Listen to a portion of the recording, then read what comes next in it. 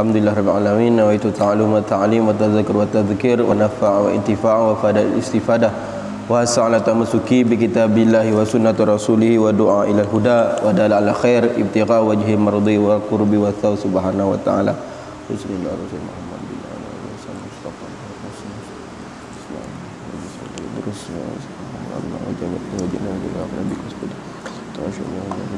Al-Fatihah.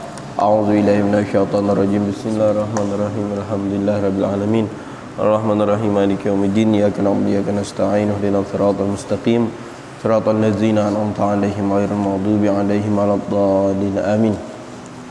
Bismillahirrahmanirrahim. Alhamdulillahirabbil alamin. Wassalatu wassalamu ala anbiya'i wal mursalin sayyidina wa nabiyyina Muhammad wa ala alihi washabbihi ajma'in. Subhanaka la ilma lana illa ma 'allamtana innaka antal alimul hakim. Rabbi shrah li sadri wa yassir li amri wahlul 'uqdatam min lisani yafqahu qawli, amma ba'd. Wa qala al-mu'allif al-imam hujjatul Islam Abu Hamid Muhammad bin Muhammad al-Ghazali at-Tusi nafa'ana Allah bi 'ulumihim fid dharain amin. Ila anqal adabul jum'ah. Ya'lamu anna al-jum'ah aidul mu'min wa huwa yaumil syarif khassallahu azza wa jal bihazil ummah wa fihi sa'atun mubhamah la yuwafiquha abdun muslim yas'alu ta'ala fihi hajatan ila a'ta'iyah. Alhamdulillah, kita dapat melanjutkan kajian kita, yaitu kemarin pembahasan tentang adab-adab Jumat, yaitu etika kita menghadapi hari Jumat, yang mana hari Jumat ini dikatakan Imam Ghazali bahwasanya Jumat ini Aidul Mu'min, hari raya orang mukmin. Kalau Jumat ini kita baca Jumaah, mimnya ini yaitu kita baca dhammah Jumaah, artinya hari Jumat, menunjukkan Jumatnya. Tapi kalau kita sukunkan Jumat atau Jum'ah, berarti itu satu minggu. Kalau kita kan satu minggu kan seminggu. Tapi kalau orang mukmin itu satu Jumat, patokannya hari Jumat, bukan hari Ahad atau hari Minggu. Kalau kita dhammahkan berarti harinya Jumat. Kalau tidak didomahkan, kita sukunkan Jum'ah, berarti satu minggu. Wa huwa yaumul syarif, bahwasanya hari Jumat ini hari yang mulia, sebagaimana dikatakan oleh Rasulullah sallallahu alaihi wasallam bahwasanya Allah Subhanahu wa taala setiap hari Jumatnya ini membebaskan dari api neraka 600.000 umatnya atau hambanya Allah Subhanahu wa taala. Dalam hadis lain dikatakan bahwasanya Rasulullah sallallahu alaihi wasallam bersabda, "Man mata yaumul jum'ah aw lailatul jum'ah kutiba lahu ajru syahid wa uqiya fitnatil qubur." Barang siapa yang mati di hari Jumat ataupun di malam Jumat, maka orang tersebut dicatat pahalanya itu seperti orang pahala mati syahid dan diselamatkan dari fitnah kubur. Jadi fitnah kubur ini yang diantaranya kita meninggal dunia dikatakan bangkit dari kubur, ataupun kejelekan kita, aib-aib kita ini jadi bahan omongan seseorang. Maka kita ini, kalau kita ini menjadi bahan omongan yang jelek, malaikat pun mencatat kejelekan kita. Makanya kita berdoa kepada Allah supaya terhindar dari fitnah-fitnah kubur, sehingga korin yang ada di dalam tubuh kita ini tidak menjelma menjadi kita sendiri atau menjadi manusia. Karena Rasulullah sendiri pun dititipkan Allah korin, yaitu seorang bangsa jin untuk mengganggu Rasulullah. Tapi kata Rasulullah, qad a'ani innallah a'ani, sungguhnya Allah menolongku mengislamkan korin ini. Maka korin ini tidak lain tidak bukan menyuruhku atau membantuku ke dalam hal yang baik. Maka Rasulullah ini tidak ada melakukan hal yang jelek, karena hawa nafsu pengganggu setannya yaitu korinnya itu tidak mengganggu ke dalam hal yang jelek. Maka dalam diri manusia ini ada dua yang ganggu. Yang pertama setan, yang kedua hawa nafsu. Yang lebih payah kita lawan yaitu hawa nafsu, yaitu ada dalam diri kita. Kalau setan ini cuma membisik-bisikkan, tidak mungkin yang nama setan ini mengajak kita ke maksiat. Kalau setan ini yang menarik kita ke maksiat, tentu setanlah yang berdosa. Tapi setan ini mengiming-iming kita, menggambar-gambaran kita kenikmatan yang sesaat, tapi penyesalan seumur hidup, sampai di akhirat pun kita menyesal. Bahkan kata Imam Haddad dalam kitab Nasihat Diniyahnya, bahwasanya Allah Subhanahu wa taala menciptakan lemari-lemari. Lemari ini lemari amaliyah kita dan lemari kesempatan atau umur kita. Ketika kita beramal baik, insyaallah kita ketika membuka lemari tersebut akan bahagia, akan senang. Dan ketika kosong, hal yang mubah saja ketika kita buka itu akan hampa. Dan rasa hampa ini kalau seandainya bisa mati, itu kita lebih baik mati. Tapi di akhirat kan tidak ada namanya mati. Sudah mati dibangkitkan lagi, mati dibangkitkan lagi. Maka tujuan kita di dunia ini cuma tidak lain tidak bukan untuk bekal untuk akhirat. Maka kata ulama mengatakan bahwasanya ad-dunya mazra'atul lil akhirah. Dunia ini ladang atau untuk kita bekal untuk akhirat. Maka apapun yang kita pandang, hal yang mubah, hal yang wajib, apalagi hal yang sunnah ini kita pandang dengan pandangan pahala atau pandangan sesuatu yang bakal menjadi bekal kita di akhirat. Karena kita ketahui bahwasanya saking seringan-ringannya siksa di neraka, Allah Subhanahu wa taala menciptakan sandal atau sepatu terbuat dari api neraka, sehingga kita memakai sandal tersebut akan menggurak otak kita saking panasnya. Itu paling ringannya siksa neraka, apalagi siksa yang lainnya. Maka di yaumul Jumat ini dikhususkan Allah Subhanahu wa taala untuk umatnya, bahwasanya di hari Jumat ini ada sa'ah yang mubhamah, waktu yang disembunyikan oleh Allah. Barang siapa, katanya, la yuwafiqu ha abdun muslimun yas'alu ta'ala fi haja illa a'ta, bahwasanya barang siapa yang mendapatkan waktu tersebut bagi hamba Allah ini, maka semua hajat dunianya, hajat akhiratnya itu pasti diijabahi Allah Subhanahu wa taala. Hajatan hal bi'ainin mas'ul qala ba'sa'al ijabah fi akhir nahar. Maka bi'ainin hajat yang kita dapatkan, kita pinta itu pasti dikabulkan. Tapi di saat kapan? Di waktu kapan? Karena hari Jumat ini dari tulul fajar, dari matahari terbit sampai matahari terbenam. Itulah waktu-waktu yang tidak ketahui. Ada mengatakan bahwasanya waktu ijabah ini fi akhir nahar, di akhir siang hari, yaitu ba'da asar. Maka kita ba'da asar disunahkan salawat Fatimiyah, Allahumma shalli ala sayyidina Muhammad nabi ummi wa ala ali sayyidina Muhammad. Kita selawat sebanyak 81 kali. Selesai itu baru kita berdoa, minta semua hajat kita mudah-mudahan dikabulkan oleh Allah Subhanahu wa taala. Ada mengatakan bahwasanya alasannya kenapa?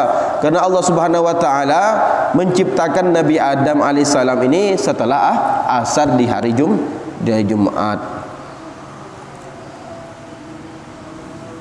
Akan tapi ada sebuah Al-Imam Qadhi Iyad ini mengutarakan bahwasanya waktu yang diijabah ini yaitu waktu yang sedikit, sehingga beliau berpendapat di antara duduknya imam atau khotib di atas mimbar sampai salamnya imam, maka tidak akan mungkin keluar dari waktu tersebut. Maka bukan seluruh waktunya, tapi di antara imam di atas mimbar sampai salamnya imam, atau khotib di atas mimbar sampai salamnya imam di hari Jumat. Itulah ada saat-saat waktu-waktu yang ijabahi. Makanya kita dianjurkan ketika Allahumma shalli ala sayyidina, kata ketika imam duduk di antara dua khutbah itu kan si muraqi kan yang selawat. Maka selawat itu, dengan dalam selawat kita berdoa, banyak-banyak berdoa, dan setelah berdoa kita menjawab salawat tersebut. Jadi kita berdoa apa saja hajat kita kabulkan. Mungkin ada pendapat di waktu imam duduknya antara dua khutbah tersebut. Maka pokoknya semuanya kita rangkul.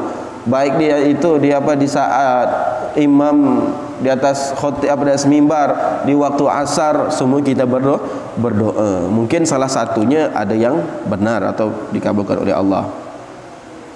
Kemudian al-awwalu fasta'idul min yaumil khamis bi tanzil siyab. Maka kita dianjurkan oleh Imam Ghazali untuk siap-siap untuk menghadapi hari Jumat, yaitu hari Kamisnya kita ini dengan membersihkan bi tanzil badan, yaitu membersihkan siap baju pakaian, wa istidab tayyib in lam yankatu indak, dan dianjurkan juga mempersiapkan wewangian, wa bi kasrati tasbih wa istighfar, dan banyak-banyak bertasbih dan beristighfar ataupun kita berdoa kepada Allah. Ai asyiatul khamis, yaitu hari Kamis, au ba'da asar fi zalika yaum, yaitu asyiatul khamis ini, asya ini waktu setelah asar di hari Kamis. Maka di antara dimurahkan rezeki juga membaca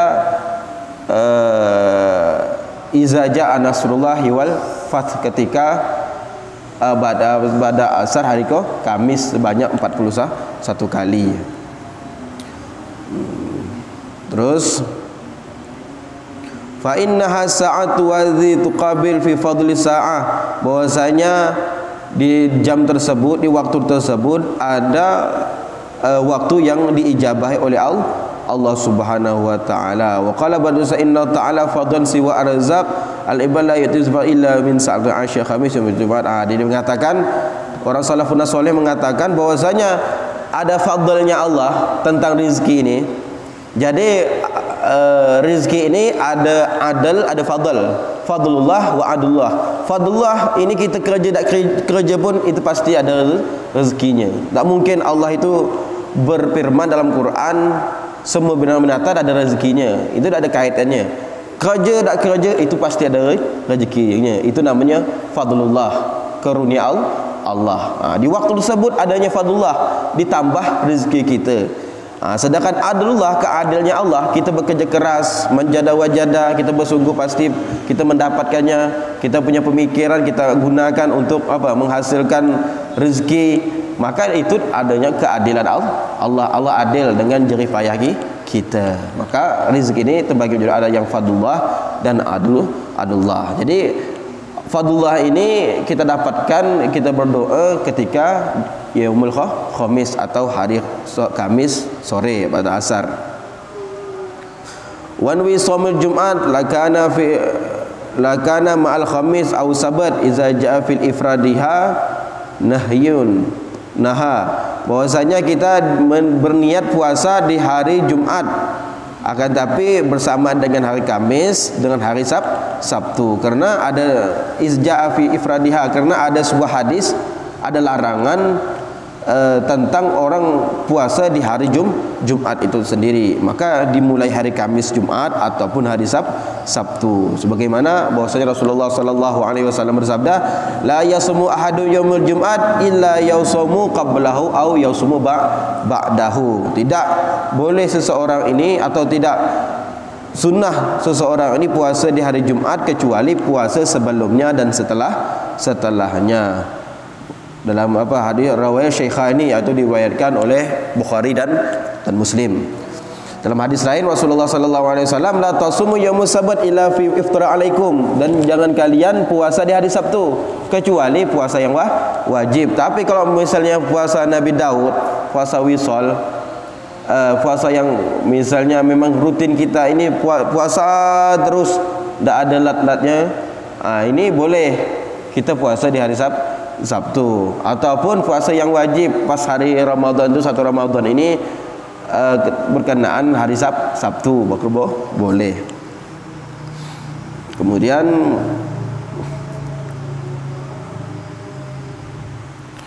yang kedua, fa iza tala 'alaika subuh faghtasil. Maka jika terbit waktu subuh atau telah datang waktu subuh, maka kita dianjurkan mandi. Fa inna waqtul ghusl jum'ah yadkhulu bidzalik fa in lam tabqilah. Bahwasanya waktu mandi sunnah Jumat ini apa?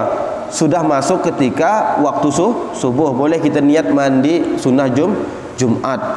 Apakah boleh mandi yang wajib kita gabung mandi Jumat? Tidak boleh. Dalam sebuah kitab itu tidak boleh. Harus sunnah wajib wajib. Akan tapi ini kalau misalnya memang kita disunnahkan, pahala paling besar itu diutarakan seperti ibil, seperti unta setelah fajar. Jadi waktu Jumat terbagi. Nanti dijelaskan juga itu. Ada 6 bagian. Waktu pertama sampai 6 bagian. Jadi setelah subuh itu dibagi jadi 6. Jadi waktu yang jam segini, waktu subuh misalnya jam 4:30 waktu pertama. Jadi 4:30 sampai jam waktu zuhur ini dibagi jadi 6 bagian. Maka disitulah letak yang pertama, kedua, ketiga sampai ke 6 sampai telur ayam. Jangan sampai kita dapat kulitnya. Bahkan dalam kitab mengatakan bahwasanya kalau sampai akhir ataupun tidak ada itu, tidak ada Jumatnya lagi. Malaikat itu berdiri memanggil.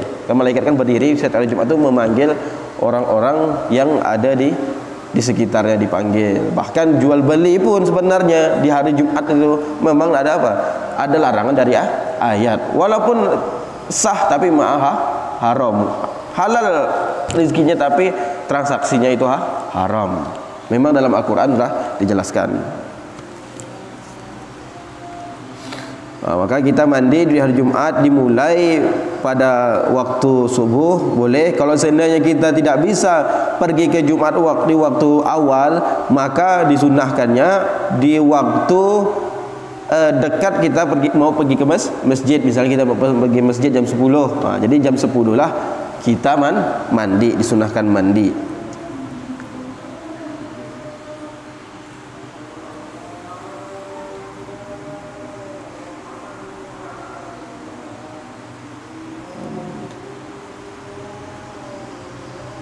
Fa innal ghusl jum'ah wajibun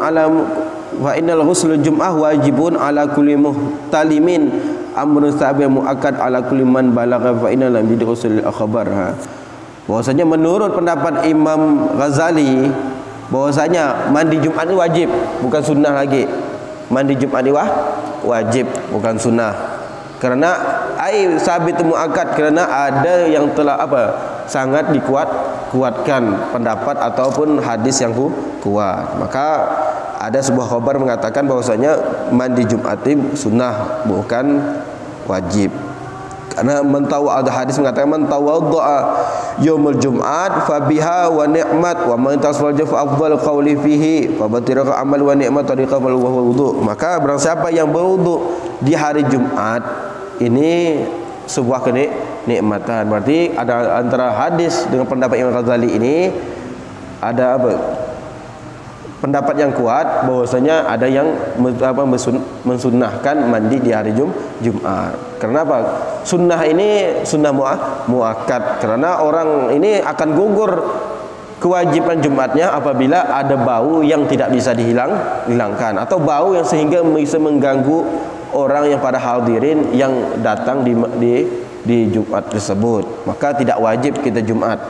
Atau ada lagi mengatakan seorang imam, kalau misalnya orang ini memang dzuhibbah, yang punya karismatik, orang pengaruh, misalnya seorang presiden, seorang ulama besar, tidak ada punya pakaian baju resmi ataupun baju kaos.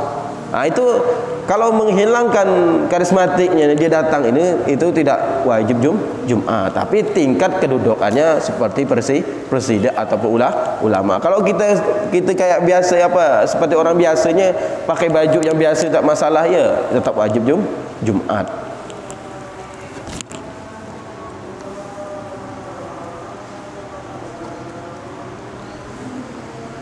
Kemudian yang selanjutnya adab Jumat itu wa izatal, yang ketiga sumatazin bi saybil al-bait wa hiya afdhalus siyab fi kulli zaman haitsu la uzur kama fil musannif.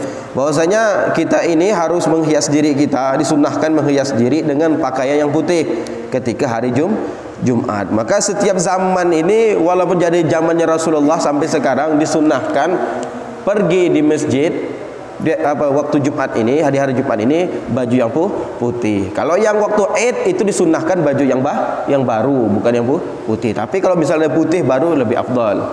Kalau yaumul Id, yaitu Idul Adha, Idul Fitri yang baru. Tapi kalau hari Jumat itu disunnahkan kita ini memakai putih-putihan. Fa innahu ahabbus sab ila Allah taala, bahwasanya baju putih ini yang disenangi oleh Allah Subhanahu wa taala. Bahwasanya Rasulullah sallallahu alaihi wasallam bersabda, albisu min siyabikum bayda fa innaha min khairi siyabikum wa kaffinu fihi mautakum.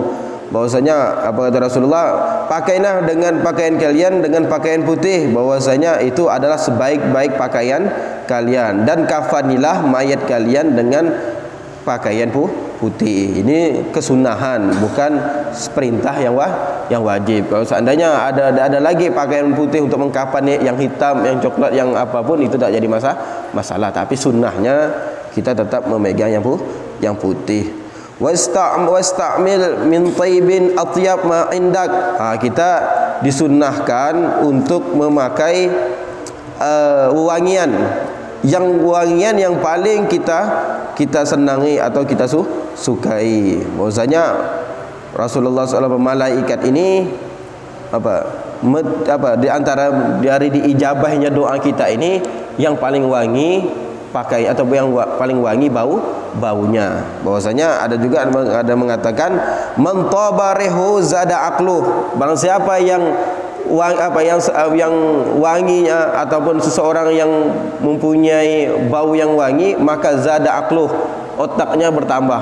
Maksud otak bertambah ini pemahamannya itu bertambah, kuat hafalannya, cerdas di dalam pemikirannya. Maka seseorang dianjurkan memakai wangian.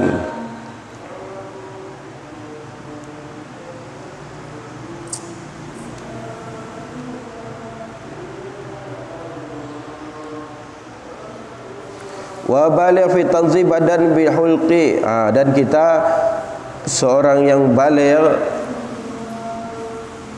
ini disunnahkan membersihkan badannya dengan bil halqi, dengan memotong ibit wa aina izalam tadi tasa'ash fi ashr zaul amma hulqum ra'si fa. Jadi sunnahnya kita ini memotong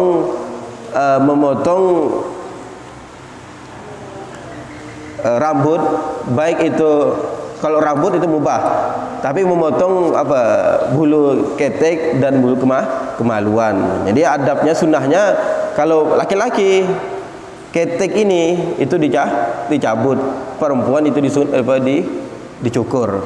Tapi kalau yang bulu kemaluan ini, kalau laki-laki kalau tidak sakit misalnya, kalau laki-laki itu dicukur, tapi perempuan dicabut. Tapi kata Imam Syafi'i, kalau semua ini tidak sah, tidak menyakitkan. Kalau menyakitkan boleh itu digunakan dengan penyukur. Misalnya kita tidak biasa cabut ketik pakai cukur, sakit misalnya, boleh kita Imam Syafi'i dengan cukur. Tapi kalau misalnya dah biasa, itu tidak sakit lagi, tapi dah ketebalan benar, itu sakit sampai berdarah.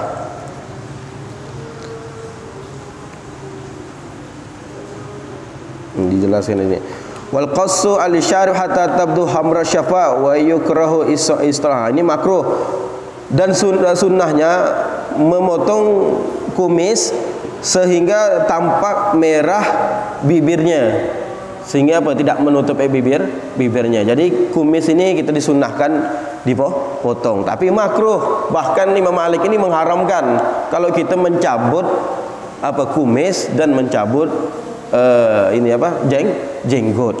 Itu Imam Malik. Maka kalau ada pendapat, biasanya orang yang pasal panjang yang jenggotnya ini, dia punya pendapat bahwasanya haram ataupun mencabut ataupun mencukur. Tapi kita kalau Imam Syafi'i tidak. Yang penting kita rapikan, dan hukum mencabut atau meratakan semuanya itu makruh. Imam Ghazali begitu juga seperti itu. Wa taqlim azfar, dan memotong kuku. Wa afdalu tatbiq, ini memotong kuku ini kita mulaikan dengan tangan sebelah kanan dengan bisababa ila khinsir, dengan telunjuk, dari telunjuk. Ini ada 3 cara yang Imam Ghazali ini tekankan. Kata Imam Ghazali, barang siapa yang melakukan hal seperti ini akan mendapatkan ada sir tersendiri, kata Imam Ghazali. Dari sababah ini, dari telunjuk sampai kelengkeng. Nanti baru di sini. Dan ditutup dengan yukhtim bi ibham, dengan jempol. Akan tapi kalau sebelah kiri ini dimulai dengan kelengkeng. Jadi sebelah kanan ini digunakan dari telunjuk sampai kelengkeng, baru jempol kita. Dan sebelah kiri dari kelengkeng tetap kita tutup dengan jempol. Jadi gini, bawa balik ke sini, baru ini di sini. Nah, ini ada 3 cara. Yang di antaranya Imam Ghazali ini kalau menekankan cara seperti itu. Kemudian sudah memotong kuku. Wal siwak wa sir'an wa nadhafah wa tatyibu raihah, dan disunahkan untuk bersiwak. Maka siwak ini pahalanya sangat besar. Walaupun kita gosok gigi, kita niat siwak, dapat pahalanya. Kita mau solat bersiwak, itu mendapatkan pahala. Mengatakan 27 orang tanpa bersolat tanpa siwak 70, bukan 27, 70 lebih utama dibandingkan orang tidak bersiwak. Maka kalau misalnya ada sesuatu siwak lebih digunakan, alat siwak ini yang paling utama dengan menggunakan kayu arok. Kemudian ke kayu-kayu yang lainnya boleh. Dan boleh juga dengan sesuatu yang keras, misalnya baju. Nah, itu sesuatu yang keras yang bisa kita siwak, itu paling sedikitnya. Nah, tapi boleh menggunakan tangan, tapi tangan orang lain kita siwakan boleh. Kalau tangan kita tak boleh kita siwakan. Maka manfaat siwak ini itu sangat banyak. Mencerahkan mata, mengawetkan muda sekiranya uban itu lambat tumbuhnya, banyak dimudahkan ketika sakaratul maut, ketika mengucapkan syahadat. Yang paling penting ketika orang mau sakaratul maut itu disunahkan disiwak. Untuk apa? Untuk dia mudah untuk mengucapkan syahadat. Mungkin ada ditanyakan semenit ya. Ada ditanyakan.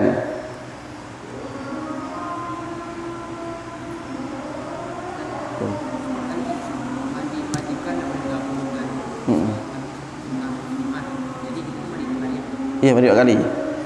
Wajib dulu, misalnya malamnya subuh, sebelum sholat subuh kita mandi wajib.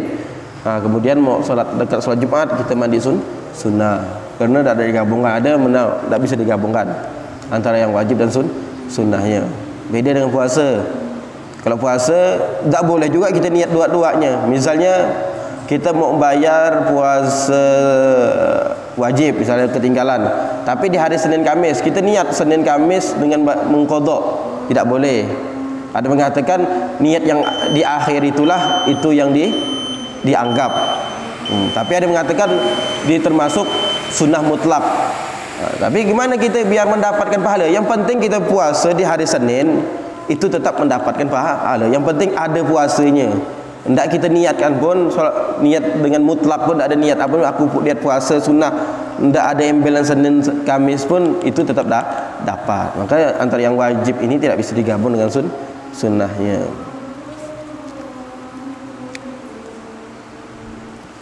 Pertanyaan? Udah ya? Saya dengar tadi masalah pakaian bersolat. Jadi harus kena putih.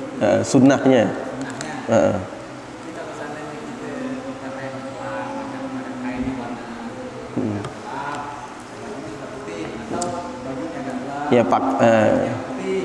Iya. Yang penting al-libas ini pakaian, baju kita. Baju kita yang penting putih. Yang lebih bagus itu putih semua. Kepiah putih, kain putih, semua putih. Kalau ada uzur kata Imam kata Apa yang Banten ini, Syekh Nawawi Al-Bantani ini, kalau misal ada uzur, tak ada lagi, ya cukup minimal ada yang putihnya. Minimal ada yang putihnya tak apa. Tapi kita niatkan, semua amal ini kita niat, aku pakai sunnah ikut Rasulullah, baru dapat pahala. Kalau ada niatnya, tak ada pahalanya. Kita wuduk, kita tahu kan kumuh-kumuh ini, tapi kita kau cuma larun, tak ada niatnya cuma kumuh-kumuh je, hidung je, tak ada niat dari awal. Aku niat sunnah untuk niat sunnah wuduk misalnya, tak ada, itu tak dapat tidak dapat hasilnya. Kalau menurut Imam Syafi'i, karena Imam Syafi'i innamal a'malu bin niat, amal tu harus dengan niatnya. Tapi ada imam lain yang kita bahas. Pokoknya Imam Syafi'i mengatakan setiap amal ini, amal sunnah ini harus dengan niat. Makan asal hukumnya mubah, tapi kalau kita niatkan mengikut sunnah Rasul dapat pahalanya. Itu harus ada niat. Niat ni bagaimana kita tahu niat? Ya, tidak lain tidak bukan harus tahu ilmunya. Tak sembarangan. Ya. Itu tutup. Subhanakallahumma wa bihamdika asyhadu an la ilaha illa anta astaghfiruka wa atubu ilaik. Assalamualaikum warahmatullahi wabarakatuh.